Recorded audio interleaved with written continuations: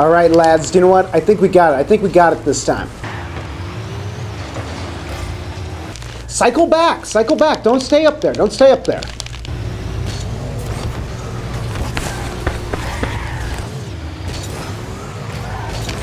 Listen, we need more deep. We actually need defense.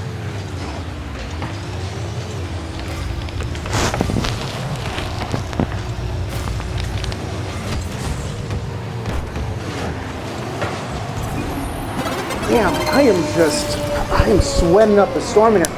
You know, it's not even that bad. Am I just out of shape? Come on, you got it, got it. We're almost there, we're almost there. Just one more go, just one more. What the heck is that noise? No! Has this ever happened to you? Well, maybe not exactly like that, but maybe you've wondered who pays when water leaks into your unit from the unit above. There are two scenarios. One, if you have insurance, and two, if you don't. Let's say you don't have insurance. Well, then you'd pay to repair your damage and try to collect from either your neighbor or your condo association. Both may ignore you. Bad feelings might surface and make you feel uncomfortable in your own home.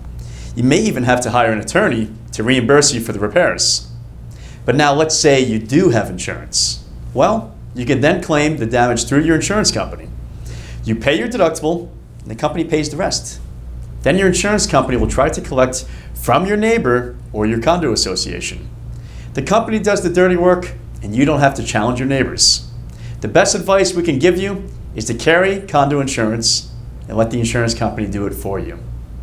Hey guys, thanks for watching. If you enjoyed this video, you can find more on Facebook, YouTube, and CroninInsurance.com.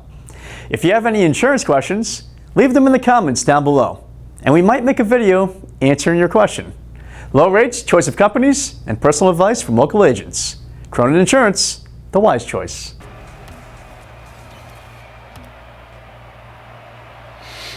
Good game, guys. Good game.